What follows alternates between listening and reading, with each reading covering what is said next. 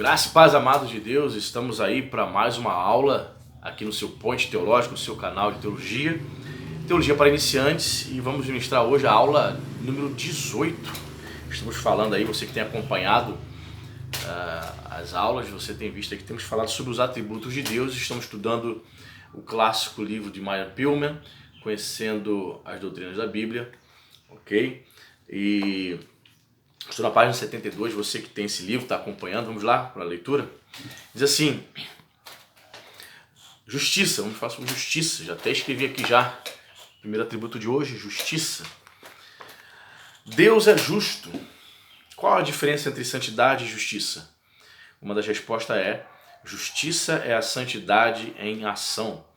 Justiça é a santidade de Deus que se manifesta no tratamento correto com suas criaturas. Não agirá com justiça o juiz de toda a terra, Gênesis 18, 25. Justiça é a obediência a uma norma reta, é a conduta reta em relação ao outro.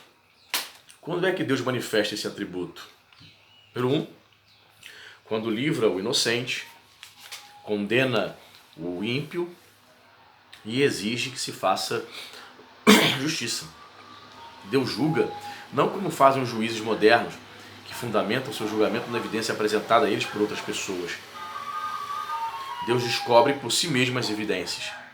O Messias, cheio do Espírito Divino, não julgará pela aparência e nem decidirá com base no que ouviu, mas julgará com justiça, segundo Isaías 11:3. 2.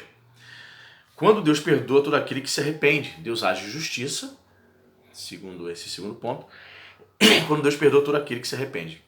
Então a Bíblia declara que Deus está fazendo justiça. Ok? Ele cita aqui Salmo 51:14, 1 João 1:9, Hebreus 6:10. Quando Deus age com justiça. 3. Quando castiga e julga seu povo. Diz a Bíblia, né? Que o pai corrige o filho que ama. Então Deus realiza, né, manifesta o atributo da justiça quando ele está corrigindo o seu povo. Interessante, porque a ideia que o mundo tem de que Deus somente é amor. Esquece que Deus corrige, que Deus também é um Deus de justiça, que disciplina.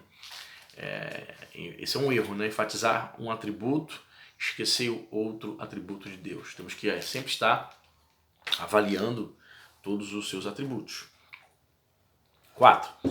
Quando salva o seu povo, Deus faz justiça quando salva o seu povo. Chama-se justiça de Deus a intervenção que ele faz a favor do seu povo. Aí cita aqui Isaías 46:13 e 45:24. Ou seja, quando Deus, o povo de Deus está em perigo, a gente vê isso quando o povo de Israel sofria no Egito. Diz lá, logo no início do livro de Êxodo, que Deus clamou ao Senhor e Deus ouviu e viu que eles sofriam na mão dos egípcios, que eles estavam sofrendo toda sorte de barbárie na mão daquele povo pagão, idólatra, que eram os egípcios, e Deus ouviu e resolveu levantar Moisés para libertar Israel. Então Deus, nesse processo, diz a Bíblia que ele estava fazendo o quê? Justiça em relação ao seu povo, ok?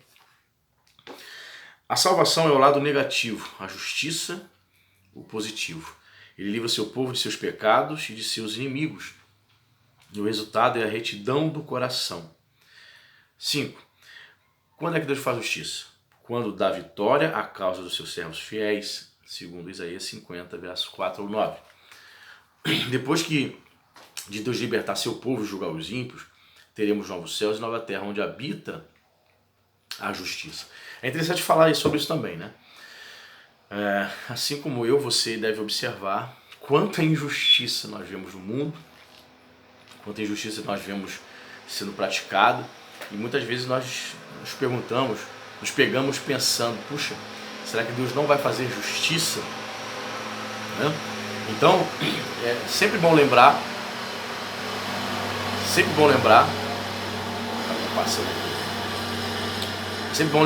que Deus, ele opera e faz justiça. Claro, a justiça plena ela só vai prevalecer quando o Senhor estabeleceu o seu reino na sua plenitude aqui durante o milênio, né?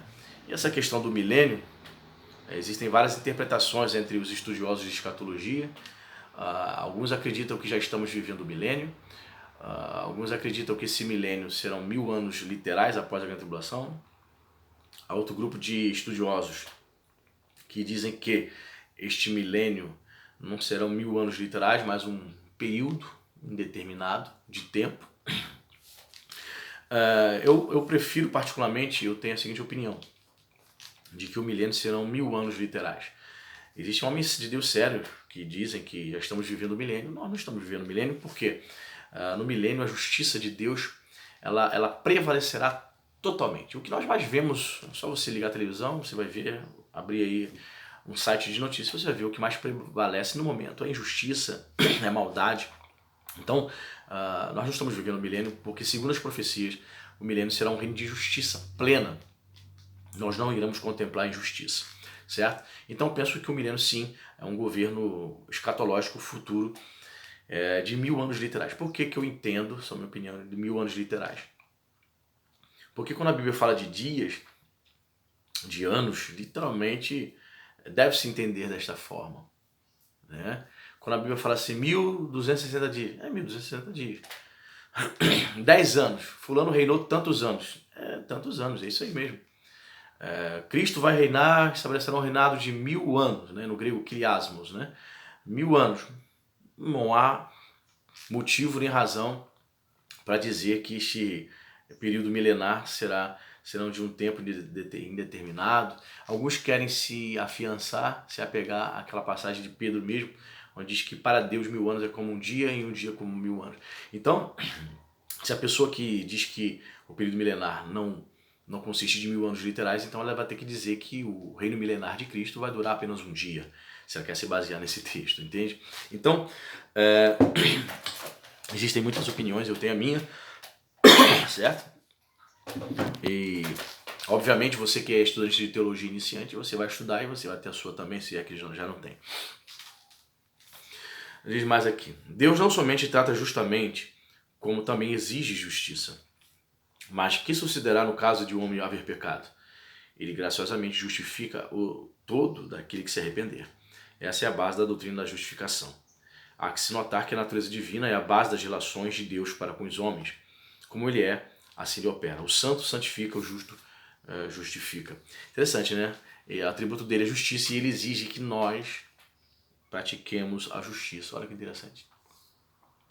Tem um texto lá de Mateus 5,20, Jesus, lá no Sermão já do Monte, ele diz assim, falando para os discípulos, se a vossa justiça, queridos discípulos, não exceder a dos escribas e fariseus, de maneira nenhuma vocês herdarão o reino dos céus.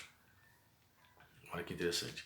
Se a vossa justiça, ou seja, o Senhor Jesus exigia que a justiça dos seus seguidores, dos seus discípulos, excedessem a dos líderes religiosos. Por quê? Porque a justiça que os fariseus, os líderes religiosos, diziam praticar uma justiça hipócrita, uma justiça falsa, né? Era uma religião apenas formal, exterior, apenas para inglês ver, como podemos dizer, né? Como se diz. Mas Jesus exigia dos discípulos uma justiça bíblica, uma justiça verdadeira. Ele disse, se vocês apresentarem esse tipo de justiça, esse tipo de piedade, esse tipo de vida religiosa, vocês não serão salvos. Tem que ser diferente deles. Por quê? Porque Jesus os condenava e acusava os fariseus de serem hipócritas. Eles pregavam e não viviam, né? Isso é muito interessante, porque a gente entende, por exemplo, se você, por exemplo, contratar um pedreiro para fazer a sua casa, e ele é um bom profissional, seu contrato ele vai fazer a sua casa, e você não quer saber se ele tem um amante na rua, se ele é homossexual, né? Você não quer saber o que ele faz de errado, se ele é uma pessoa que pratica imoralidade, se tem filhos com outras mulheres, outra família. Você quer saber das referências de que ele é um bom pedreiro, de que ele é um bom profissional, de que ele honra seus compromissos naquilo que ele faz e vai lá fazer a sua casa, você paga ele, certo? Mas no que diz respeito, por exemplo, a um pastor, a um pregador, a um indivíduo que vai falar sobre moralidade, sim, se exige que ele pratique aquilo, né? É diferente. Você tem aula com um professor e ele está no homossexualismo, concorda com a pedofilia, mas você está pagando para receber aulas dele de filosofia, de matemática. Você não quer saber se ele é gay ou não. Isso não. Você não está pagando para ele te dar discurso moral. Você está pagando para ele te dar aula de matemática, por exemplo. Né? Mas no que diz respeito ao povo de Deus, isso sim tem implicações. Então a Bíblia, o próprio Deus, ele sim exige esta justiça. Então a gente aprende aqui que o atributo da justiça é um atributo, como dizem os teólogos, comunicável. Como assim comunicável? Atributo comunicável são todos os atributos que nós vemos em Deus e que o indivíduo, o cristão, também pode praticar. Então Deus é justiça. E o cristão, se ele exige justiça de nós, isso quer dizer que nós podemos também praticar a justiça. Claro, não com a perfeição dele, mas Deus nos dá a capacidade, a faculdade moral, de consciência para discernir o que é certo e o que é errado. E quando nós temos a mente de Cristo, nós conseguimos discernir bem isso. Repito, não com perfeição. Isso não significa que o cristão não cometa injustiças. Não significa que ele não faça julgamentos equivocados. Pode acontecer. Mas, sem dúvida, a mente, um indivíduo, o crente que tem a mente de Cristo, ele conseguirá praticar a justiça. Até porque este atributo é um atributo comunicável. Nós podemos praticá-lo, ok? Muito bem. Segundo atributo que nós vamos falar é este atributo aqui, ó, fidelidade.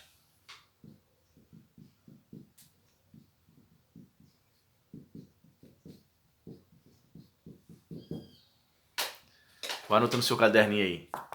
Não sei se você está enxergando bem, deve estar, mas você vai anotando. Então diz aqui, Mike Pillman, diz o seguinte: Deus é fiel. Ele é absolutamente digno de confiança. Sua palavra não falha. Portanto, seu povo pode descansar em suas promessas.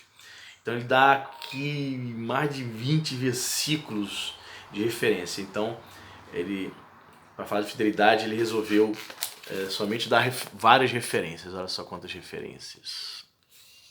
Então eu vou ler uma aqui para a gente, na Bíblia, pega a sua Bíblia aí. Vamos ler uma referência só. Êxodo 34:6.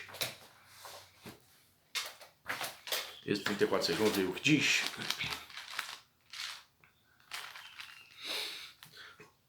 Diz assim a palavra: E passando o Senhor por diante dele, clamou: Senhor, Senhor, Deus compassível, clemente e longânimo, e grande em misericórdia e fidelidade. É interessante, né? Deus é fiel, então ele sempre vai cumprir as suas promessas, ainda que aparentemente pareçam ser tardias, ok? Mais um atributo, misericórdia.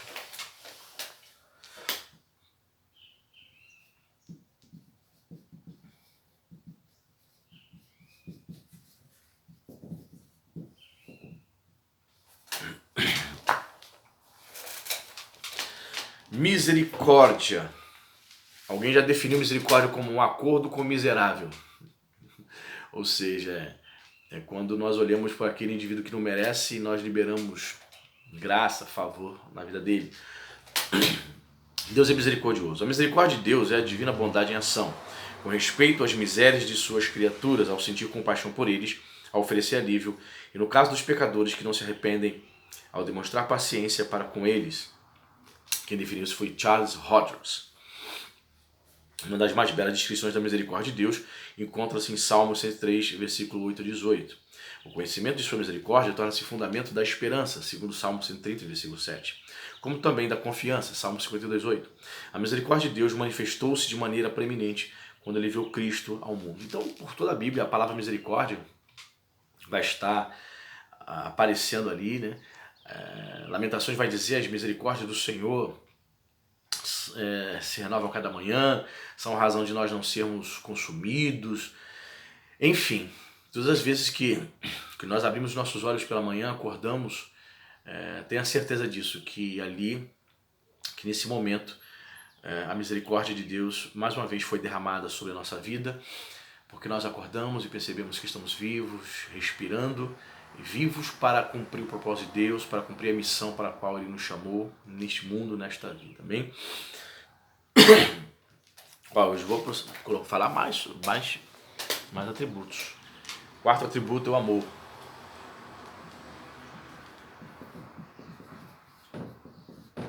Tem gente que acha que Deus é só isso, só amor. É claro, Deus é amor, 1 João 4,8. Mas o que eu digo assim, pessoas que acham que existe somente esse atributo de Deus. Esquece os demais, né? Deus é amor, diz aqui. O amor é o atributo de Deus que faz com que Ele deseje ter um relacionamento pessoal com aqueles que possuem a sua imagem e, mais especialmente, com aqueles que foram santificados e cujo caráter se assemelha ao dele. Observe como o amor de Deus é descrito. Então ele cita aqui vários trechos. Depois eu vou ler aqui um versículo que fala sobre o amor. Observe a quem é manifestado, aos homens, né? Observe como foi revelado. Ok? Então, vou ler aqui um versículo aqui, onde fala que o amor de Deus é descrito. Deuteronômio, no Antigo Testamento, Deuteronômio 7,8. Se você quiser abrir a sua Bíblia, abra em Deuteronômio 7,8.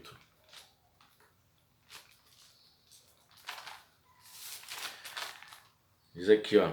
Mas porque o Senhor vos amava, e para guardar o juramento que fizera a vossos pais, o Senhor vos tirou com mão poderosa e vos resgatou da casa da servidão, do poder de Faraó, rei do Egito. Mas porque o Senhor vos amava. A descrição aqui do amor de Deus para com Israel, tirando aquele povo do Egito. Aliás, um dos versículos mais, talvez, dizem que é o versículo central da Bíblia, que é João 3,16, porque Deus amou o mundo de tal maneira que deu o seu Filho, né? Primeiro João, o próprio João vai dizer na sua epístola que Deus nos amou primeiro. Ou seja, antes de nós nos voltarmos para as coisas de Deus, antes de nós, pela primeira vez, ouvirmos a mensagem da cruz, Deus olhou para nós e nos viu atolados nos nossos pecados, nas trevas espirituais. Deus olhou para nós e nos amou. Olha só. Quando nós não tínhamos nenhum amor para com Ele, quando nós não imaginávamos nenhuma correspondência desse amor em relação a Deus. Então isso é algo incrível, né? A gente percebe aí que o primeiro passo quem deu para a nossa salvação foi o próprio Deus. Claro, como arminiano que somos, no caso eu, né? Eu entendo que o primeiro passo Deus deu e o homem precisou atender, dar outro passo em direção a Deus, né? Atender a este chamado da salvação. Então tudo isso começou pelo fato de Deus ter nos amado. Amém? Deus nos amou quando nós não tínhamos a mínima noção das coisas de Deus, estávamos no erro, estávamos em nossos pecados e graças a Deus por isso Deus nos resgatou, né? Temos tempo ainda? Temos. Vamos falar aqui mais um atributo, o último atributo, bondade. Olha quantos atributos hoje estamos falando. 5 atributos hoje. Bondade.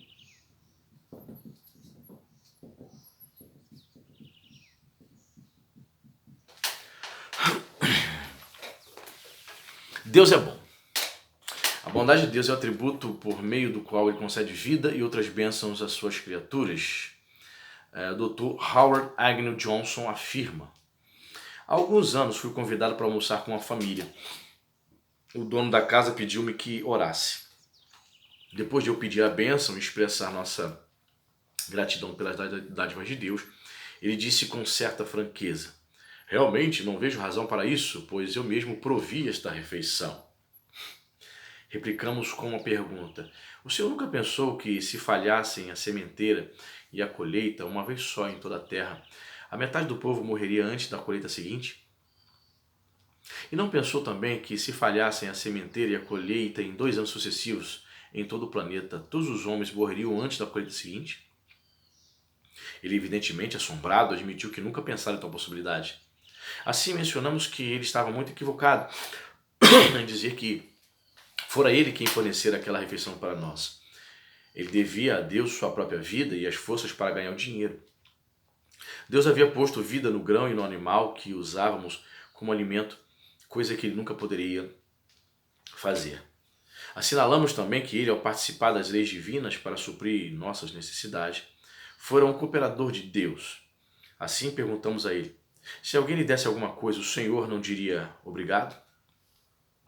E se essas dádivas fossem repetidas 2 ou 3 vezes ao dia, o Senhor não diria obrigado em cada uma das vezes? Ele prontamente respondeu conosco: portanto, o Senhor entende porque dizemos... Ele prontamente concordou conosco. Portanto, o Senhor entende porque dizemos obrigado a Deus todas as vezes que recebemos suas bênçãos? A esse comentário ele exclamou: isso nada mais é que ser educado e decente, nada além da atitude de quem é inteligentemente agradecido. Para certas pessoas, a existência do mal e do sofrimento apresenta um obstáculo à crença na bondade de Deus. Por que um Deus de amor criou um mundo cheio de sofrimento? Perguntam alguns. Essa pergunta é chamada, irmãos, na teologia e na filosofia de o problema do mal. Se você jogar um Google aí e botar assim, o problema do mal, você vai ver trocentos artigos aí, teológicos e filosóficos, tentando esclarecer esse grande problema. Muitas pessoas, principalmente ateus, né, céticos, agnósticos, né, só relembrando você, o agnóstico não é a mesma coisa que o ateu. O agnóstico, a palavra a no grego é não, né, sufixo de negação. Gnóstico, gnose é conhecimento. Então o agnóstico diz o seguinte, que não é possível dizer se Deus existe, não é possível provar a existência de Deus e tampouco não é possível provar que ele não existe. Então ele é agnóstico. Ele não é ateu e nem ateísta, entendeu? Então um agnóstico, até mesmo um ateu, vai dizer: não, eu não posso crer no Deus, eu acredito que Deus não deva existir, porque se um Deus tão bondoso existisse, ele não permitiria o mal. Então o livro de Jó chega até nós como uma tentativa de explicar o problema do mal. É uma tentativa, não explica totalmente, porque nem o próprio Jó é revelado a ele o porquê que ele tinha passado por todas aquelas provações. Não é revelado a ele, é revelado a nós. Entendeu? Ele mesmo não sabia. Na verdade, Deus aparece para ele no livro de Jó, desafiando, confrontando ele, mostrando toda a sua grandeza e o seu poder, mas em nenhum momento diz assim: Jó, eu permiti isso, eu permiti Satanás tocar na tua vida por causa disso. Né? Então, na verdade, o livro de Jó, que é um livro que fala sobre o problema do mal, vai tentar trazer alento e dizer para o fiel que quando ele está passando por provações, Deus continua no controle e é a vontade permissiva de Deus que isso aconteça, mas que Deus não o abandonou por conta disso. Há um propósito maior que ele não entende. E talvez Deus nem revele a ele, como fez com Jó, o porquê isso aconteceu. Ok? Então vamos ver aqui o que ele diz aqui. As considerações seguintes poderão esclarecer o problema. Vamos ver se esclarece. Número 1. Deus não é responsável pelo mal. Se um trabalhador descuidado jogar areia numa máquina delicada, deve-se responsabilizar o fabricante? Deus fez tudo bom, mas o homem danificou sua obra. Praticamente todo o sofrimento que há no mundo é consequência da desobediência deliberada do homem. 2. Sendo Deus todo-poderoso, o mal existe por sua permissão. Nem sempre podemos compreender por que ele permite o mal, pois seus caminhos são inescrutáveis. Ao extremamente curioso, ele diria: o que importa? Quanto a você, siga-me. João 21, 22. Há momentos que Deus fala isso, irmão. Para que tu quer saber? Tu não vai entender. Se eu tentar explicar o porquê eu estou permitindo isso, você não vai compreender. Você é criatura, eu sou criador. Eu estava ontem vendo um vídeo, filmagens, estava assim, o título do vídeo no YouTube. E o Rio de Janeiro, imagens de 1964, 56 anos atrás. O Rio de Janeiro da década de 60, que não existia violência, né? Não existia um trânsito caótico, não existia toda a sujeira que nós vemos. Enfim, como dizem aqueles que viveram nessa época, a década de 30, 40, 50, 60 foi a época de ouro no Rio de Janeiro. Rio de Janeiro que era a capital do Brasil, até a inauguração de Brasília. E eu lendo os comentários, todo mundo com muito saudosismo, as pessoas dizendo, que saudade, eu vivi esse tempo, eu tinha só 5 anos nessa época. Papai viveu essa época, disse que era maravilhoso, não havia violência, você podia ir para casa 3, 4 horas da manhã, não havia assalto, não havia medo, tiroteio, não havia a favelização dos morros, bem menos favelas, tráfico, e a pessoa que usava droga era algo escondido, raro, não havia esse comércio extensivo. E eu li um comentário interessante. O camarada falou assim, no comentário, é interessante neste vídeo eu assistindo um tempo em que eu não existia, mas o mundo sempre na sua efervescência existiu, e daqui a pouco tempo, dentro em breve, o mundo continuará e eu terei saído deste mundo, terei deixado de existir. O cara usou umas palavras assim diferentes. Uma pessoa embaixo comentou assim, credo. Uma mulher comentou, credo, pesado esse cara. Pois é, o que ele quis dizer? Antes de eu existir, antes de eu vir esse mundo, o mundo existia com toda a sua efervescência, e daqui a pouco eu vou sair desse mundo e ele vai continuar. E na foto da capa do vídeo, 1964, tinha assim, alguns homens caminhando no centro do Rio, senhores de 40, 50, 60 anos, e tinha um menino assim mais ou menos de 12, 13. Eu olhei para aquela foto e falei, caramba, 56 anos atrás. Talvez a única pessoa que esteja viva nessa foto seja esse menino. Talvez.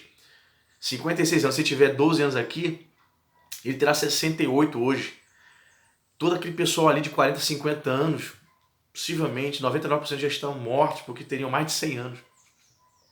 A maioria já deve ter partido já. Falei, que coisa, como o tempo passa, né?